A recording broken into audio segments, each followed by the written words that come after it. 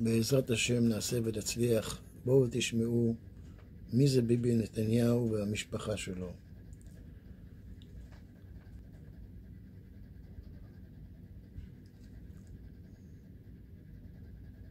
שלום חברים יקרים וברוכים למחקר נוסף, ברוכים הבאים למחקר נוסף שאני עושה, והפעם במחקר הזה אני רוצה לראות מהו נר לרגליו של ראש הממשלה בנימין נתניהו. ובכן, בנימין נתניהו, אולי, תכף נראה, הוא בנו של בן ציון נתניהו, ליתר דיוק, בן ציון מיליקובסקי.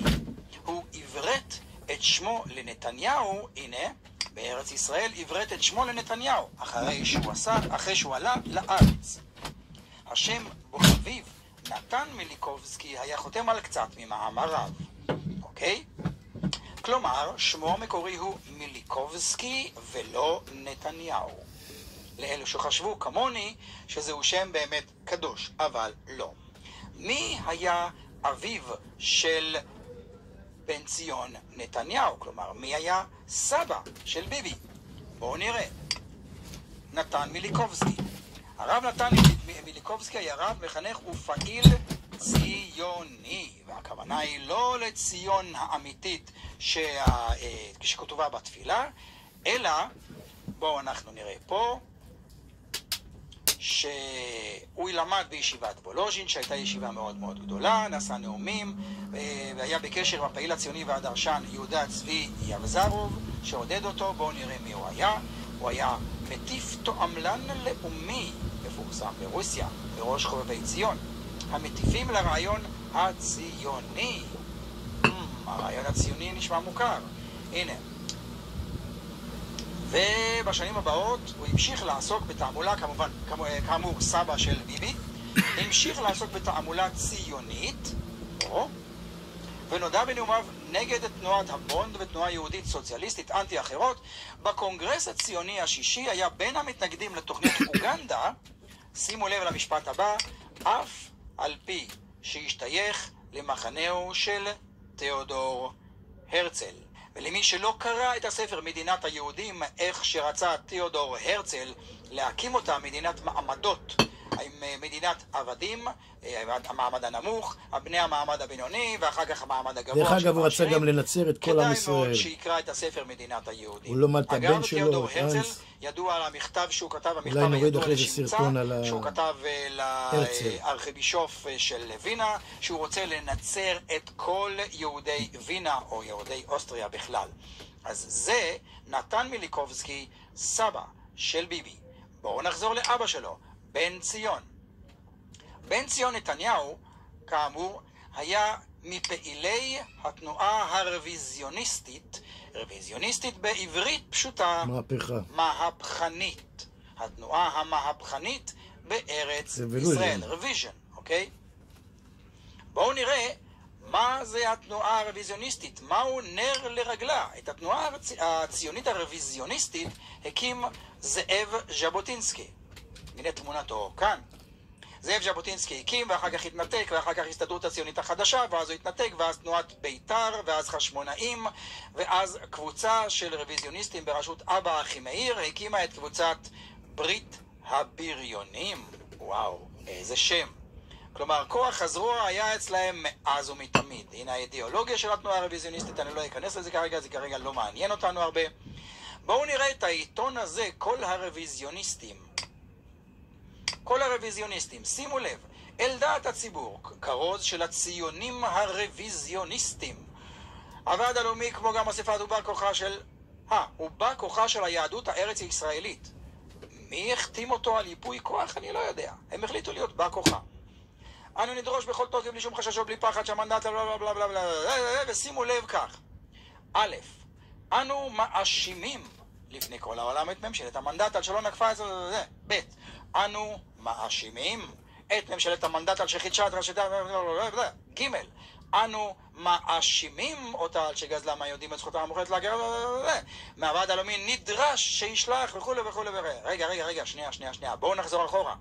אנו מאשימים. מוכרת לכם צורת ההתבטאות הזאת?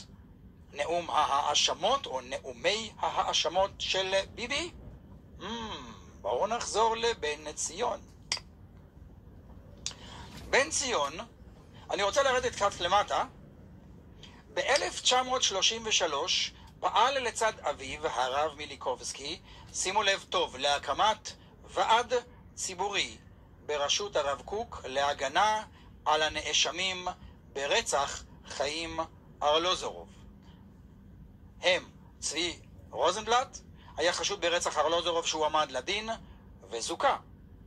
ואברהם סטבסקי היה פעיל בביתר ובהפלה, הוא עמד לדין באשמת רצח ארלוזורוב וזוכה. הוא נהרג בעימות בפרשת אלטלנה. אנשים חמודים. בואו נראה מה קרה ברצח חיים ארלוזורוב, שאביו של נתניהו רצה להגן על הנאשמים. חיים ארלוזורוב, שימו לב, היה מדינאי, פועל ברשות העבודה בתקופת טרום המדינה וכו' וכו'. אני אדלג על כל הדברים האלה. פעילותו בארץ, לאחר עלייתו השתלב בהנהגת למפלגת הפועל הצעיר הארץ ישראלית. בואו נמשיך הלאה. רצח ארלוזורוב, זה מה שמעניין אותנו. עם עליית אדולף היטלר לשלטון בגרמניה בשנת 1933, החל ארלוזורוב לפעול להעלאת יהודי גרמניה, ובארגון מנגנון בשם הסכם העברה. ובעקבותיו הקמת חברת העברה, שנועדו, שימו לב, שנועדו להציל את רכוש יהודי גרמניה ולהביאו לארץ ישראל. אני ממשיך. באותה שנה יצא לברלין כדי לבדוק אפשרות למשא ומתן עם הממשלה הגרמנית בעניין יהודי גרמניה ורכושם. שימו לב דבר מאוד חשוב שהוא רצה לעשות. תוך כדי מסעו לגרמניה, התנהל בארץ כנגדו וכנגד תוכניותיו מסע בעיתון חזית העם הרוויזיוניסטי. מכירים את המילה? שהיה ביטאונו של האגף הקיצוני בתנועה הרוויזיוניסטית. שכבר ראינו, אנו מאשימים, שאביו של ביבי היה חבר בה. ארלוזורוב שב אל ארץ ישראל ב-14 ביוני 1933. בליל שבת ה-16 ביוני 1933, בשעה 9:30 בערב, ישבו ארלוזורוב ורעייתו סימה בפנסיון קטה דן. מאז 1953 קיים במקום מלון דן. בתל אביב, במרפסת הפונה אל הגן.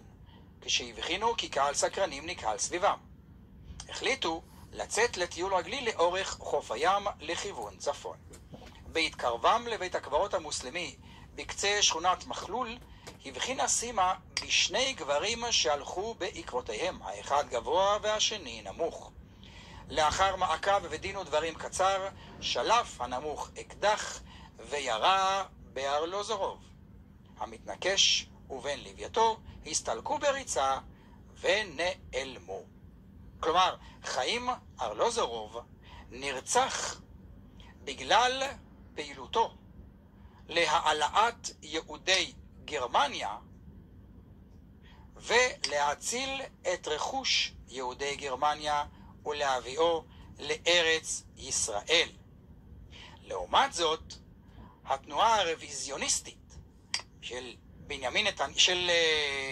אביו של בנימין נתניהו שהיה חבר בה, פעלה להגנה על הנאשמים ברצח חיים ארלוזורוב, שיצאו בסופו של דבר זכאים.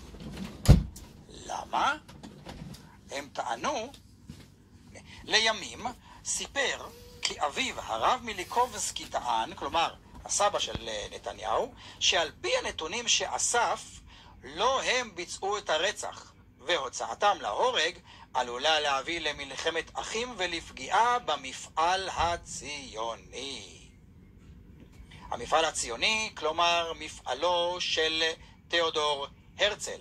ואם אתם רוצים לדעת את הסיפור האמיתי, אני מאוד מציע לכם להיכנס ליוטיוב ולצפות בסרטון מדינת היהודים, הסיפור האמיתי. נתניהו היה ממייסדי העיתון הרוויזיוניסטי, הירדן, והיה לאורכו הראשון. שימו לב, העיתון נוסד בין השאר כדי להשפיע על דעת הקהל לתמוך בחפות הנאשמים ברצח ארלוזורוב, וגיליונו הראשון הופיע ביום פתיחת המשפט. וואלה, כמה מקביל למה שקורה היום. אז זה היה מחקר קטן על אביו של בנימין מיליקובסקי, בנימין נתניהו, ועל סבא שלו, הרב נתן מיליקובסקי, שעברת את שמו לימים נתניהו. אז עד כאן על בנימין נתניהו או בנימין מיליקובסקי, ועל אביו בן ציון מיליקובסקי, ועל סביו הרב נתן מיליקובסקי, שהיו חברים כאמור בתנועתו היו חברים לרעיון של תיאודור הרצל, ושבן ציון מיליקובסקי היה חבר בתנועה הרוויזיוניסטית והגן על רוצחי ארלוזורוב, שרצה להעלות את יהודי גרמניה לארץ ולהציל את רכושם, ולכן הוא נרצח. עד כאן המחקר הקצר הזה על ביבי. מי אתה? מה שנקרא, אמור לי מי חבריך, או במקרה הזה, אמור לי מי אביך, ואומר לך מי אתה. כל מה שהראיתי לכם כאן כתוב באופן הכי ברור בוויקיפדיה. אתם יכולים לראות נתן מיליקובסקי בוויקיפדיה, בן ציון נתניהו מיליקובסקי בוויקיפדיה, התנועה הרוויזיוניסטית, הנה העיתון כאן, נמצא בוויקיפדיה, חיים ארלוזורוב נמצא בוויקיפדיה. כלומר, לא המצאתי משלי שום דבר, הכל כתוב בוויקיפדיה. רק לפקוח את העיניים ולקרוא.